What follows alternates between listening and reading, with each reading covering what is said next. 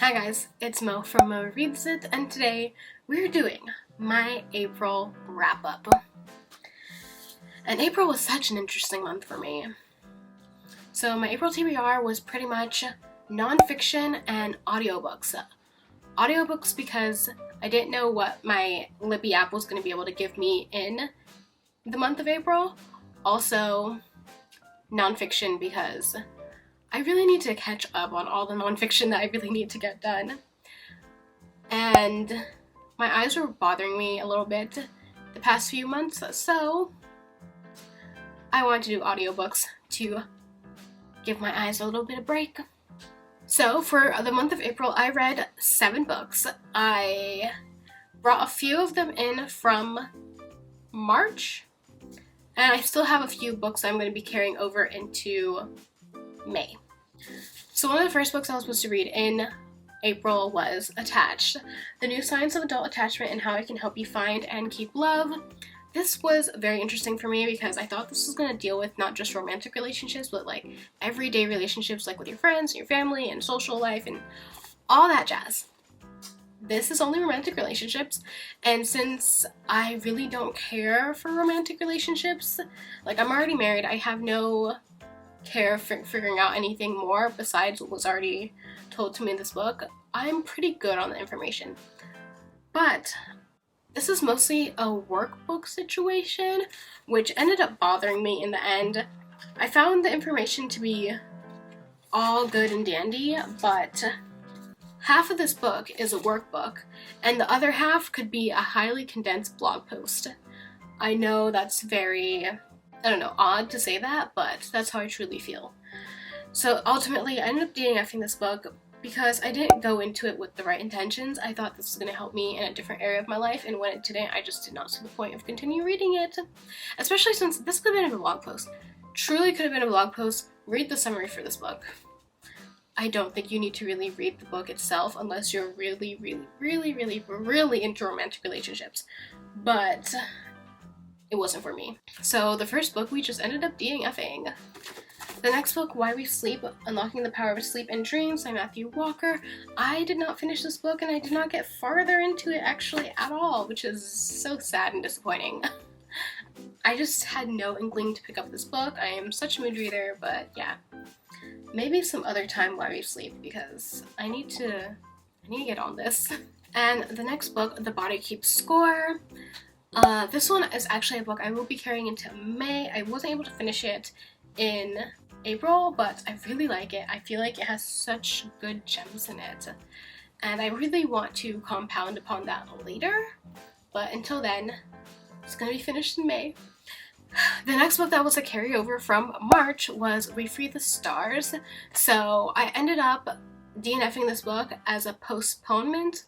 Then I'm just not going to finish reading it. I am going to finish reading it, but I need to get the physical copy. I feel like with the whole We Hunt the Flame and We Free the Stars, I need to read it in physical copy. I'm just not grasping it the way I think I can. And I think part of that is because I was listening to it on audiobook and reading it in ebook, and I really just need this in physical copy. So I am postponing this book until I can get the physical book, but until then, it's gonna be DNF'd. So now that we're done with all the books that I carried over from March and that are carrying into May, let's start on the books I actually read in the month of April. So, Reminders of Him by Colleen Hoover. All the Colleen Hoover fans! I did not like this book as much as I liked Ugly Love. I feel like Ugly Love was better than Reminders of Him. That's just my personal opinion. I feel like it still had all the same vibes though, like Lifetime movie, kind of suspenseful, and yeah, that's pretty much it. I loved listening to it on audiobook, and Kindle Unlimited, I listened to it on Kindle Unlimited, now has audiobook and ebook together, and you can listen to it and read it at the same exact time, and that is amazing. I love Kindle Unlimited for that. So Reminders of Him is pretty much about this girl, I don't remember her name. Wow, I don't remember her name at all. Whatever. She has recently come out of prison and she really wants to rekindle her relationship with her daughter. So she saves all her money and she moves back to the state in which her daughter is with the father's parents. So the daughter's living with the grandparents. They don't have a good relationship at all. She pretty much believes that it's her fault that their son passed away. And yeah, ultimately I gave Reminders of Him a 3.9, a 4. It was okay, but I didn't really care for the characters that much. I felt like the story was too short. I wanted more, and it just wasn't as good as Ugly Love. And I was just like, it was a good time, but I wouldn't redo it. And the next book I read was Gallant, which I ultimately DNF'd. I have a whole reading vlog dedicated to Gallant, but Gallant is V. Schwab's latest release. It's about this girl. Her name is Olivia Pryor, and she pretty much is living in a school for girls that is pretty much like an orphanage. So the school is just teaching her how to like do like random tasks, honestly. Until one day, she receives a letter from her uncle requesting her to come live at Gallant, and that she was always loved and they've been looking for her and yada yada yada. So she goes to Gallant, and when she gets there, she discovers that her uncle is dead and the only people left on the estate is her cousin and the servants. And Olivia is pretty much allowed to live at Gallant as long as she follows 2 rules. Do not go over the right side of the crumbling wall, and do not go out after dusk. But of course, Gallant is a house of secrets, like every fantasy novel, and it's a place where the ghouls are powerful. And here pretty much Olivia comes into her own. It's a good book. It's a good story. The writing is good as always, but it just wasn't my type of story. So I DNF'd it. And the next book I read was The Girl Who Fell Beneath the Sea by Ali Oh. I expected more from this. This is a Korean mythology retelling, and I thought it was going to be a bit more, but it wasn't. Ultimately, I did give this, I think, like 4 stars or 3.9, something like that. It was good, but I feel like I needed more from it. I did a whole book talk about this, so my actual review was probably in that book talk, but I don't really fully remember it right now. But this book is about Minna. So for many generations, deadly storms has attacked her homeland, and her people believes that they could sacrifice a bride to the sea god once every year, that the sea god will honor that and stop having horrible storms plague their villages. She pretty much lives in like kind of like a dystopia. But the girl that the village agreed upon sacrificing to the sea god is actually in love with her brother. So Minna, being the badass that she is, on the day that the girl is supposed to be sacrificed, Minna comes and she's like trying to, I think, convince her brother to come back with her and be like, hey, yada yada yada. But instead she's like, you know what? She made her decision to stay with my brother and love him, and I'm gonna sacrifice myself to the sea god. So she throws herself into the water and ends up in the spirit realm, where she finds the sea god trapped in this enchanted sleep, and this is pretty much her journey to waking him up and getting him to stop the horrible storms so that her people can finally live in peace and rest and not like this dystopian wonderland. Ultimately, I wanted more from this book. If you really want my thoughts on it, check out the the book talk, because I go deeper about this there. And then the next book I did was actually a reread. I reread Chain of Thorns by Cassandra Clare. So I am a big Cordelia and James fan. I love them. So I decided to do a mini reread, and I didn't even fully reread. I didn't even fully tab it, but I decided to do my tab system for them. It needs way more tabs than this, but I started tabbing like a little bit already into the book, so I wasn't able to tab everything I wanted. I probably will do a reread for this when the final book comes out in the trilogy. I'm waiting for it. But I really like this book. It's one of my 5-star reads. It's so good. And then the next books I read was Prodigy and Champion, both by Mary Lou. This is the 2nd and 3rd book in the Legends series, and I really enjoyed it. these were the books I listened to through audiobook. I felt like the story was captivating enough for me to continue to keep listening to it on audiobook, but it was still like, I wanted more from it. I heard a lot of great things about Legend. A lot of people love these books, but it just wasn't for me, and the ending really just pissed me off. So, Legend is about these two teens living in this dystopian world. One is Day. He is this outlaw, rebelling against like the state and everything. And the other one is June. She is this child prodigy. She is an elite. She lives a beautiful, lavish lifestyle. While Day is pretty much homeless, lives on the streets, and rebels against the government. One day, Day is accused of murdering Mateus, which is June's brother. So June goes in to pretty much track down Day. But in tracking him down, she actually finds out what really happened to her brother and all of this other stuff. I feel like these books were good, but they just didn't do it for me, and the ending really pissed me off. I felt like it wasn't realistic. Like, I feel like it could easily be debunked.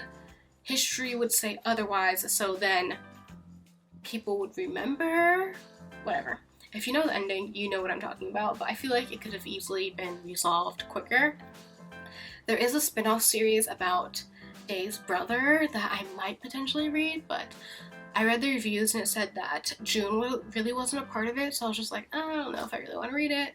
Didn't really feel like the original trilogy was that good to begin with, so yeah, I don't think I'm going to continue deeper into the spin-off series, but it was good. I gave both of them, I think, 4s, but I really expected something more. Legend was one of those books that I was supposed to read like 9 to 10 years ago before I went into that horrible reading slump, but I guess it really wasn't worth it. It was good, but it wasn't like 5-star good, you know? The next book I read was The Kiss of Deception by Mary E. Pearson, I believe. I believe that's the author. I'm not sure. It'll be up here. Whoever the author is of this book will be right here.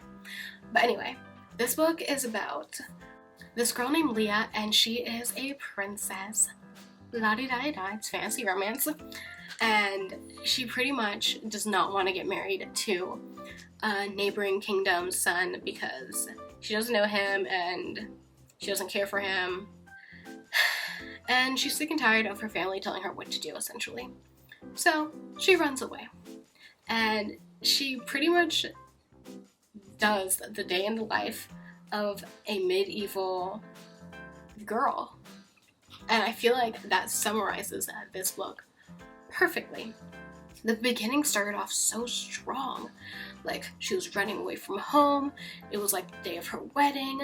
They were like doing all these beautiful world building things, and it just trickled away. As soon as she got to her destination and she started playing the day in the life of a medieval princess girl, trying to fit into normal people's civilization, it got really boring.